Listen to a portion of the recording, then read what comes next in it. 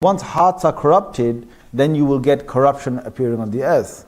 Once a heart is rectified, you will get rectification, you will get good actions on the earth. When you look at Musa alayhi salam, yes, he had three great enemies, and all three of them are mentioned by name. Okay, so here Allah is saying the name. But again, what the ulama of tafsir have said is that likulli Musa Fir'aun, that every Moses will have a Pharaoh. There's a very important point here. Is that the Qur'an, when it spoke about Musa alayhi salam and about Fir'aun, it didn't just tell us about a story that happened 4,000 years back about Musa or Moses and Pharaoh. It told us the nature of evil tyrants. It told us about and the nature of true men like Musa alayhi salam. And it told us about how each of the political situation continue. Now, I haven't got time right now to go into the politics of the leaders that are in the world, like Fir'aun was a man who was leading. Now you're going to say that Fir'aun was the worst enemy of Musa alayhi salam and he was the cause of all his problems. But Allah doesn't say that. Allah says yes, he was one of the causes. But Allah says وَقَالَ الْمَلَأُ مِنْ قَوْمِ فِرْعَوْنَ, that there was a council behind Fir'aun. There's a whole shura, there's a council, there's a cabinet. And Allah talks a lot about this cabinet. And this cabinet, the influence of this cabinet appears more than the influence of Fir'aun and his strategic plans against Musa alayhi salatu salam. But as a quick reference, you can just look at the 9th juz. This is Surah Al-A'raf, which is the 7th surah of the Holy Qur'an. And you look at ayah number 109 or ayah number 127, and you will find the influence of the council on Fir'aun.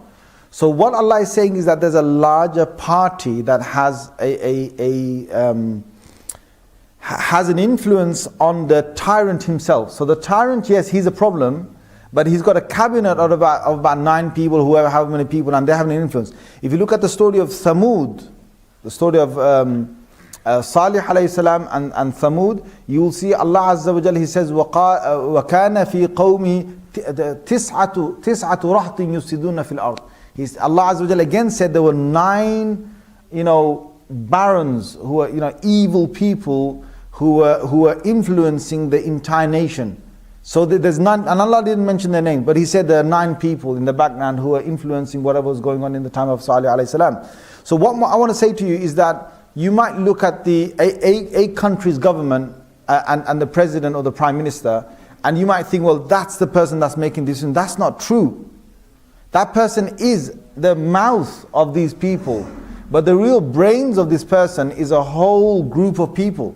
And you've got to understand that the root of the problem is much deeper than just targeting this one face. Because when that one person, whoever this government leader is, when he or she is replaced by another person. See what happens with most people, I've seen this, every 4 years we have election, right? Or every 4 years in America, or every 5 years here, or wherever, we have elections.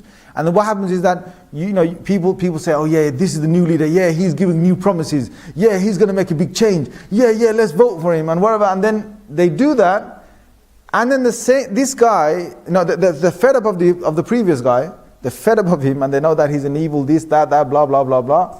And when he leaves, they're saying, Alhamdulillah, mashallah, we've got a new leader now, he'll bring new promises. And this guy slowly becomes no different to the last guy. So all it is, it's a facelift. That's all it is. It's a facelift. So it's the same body with a new face. Same body with a new head.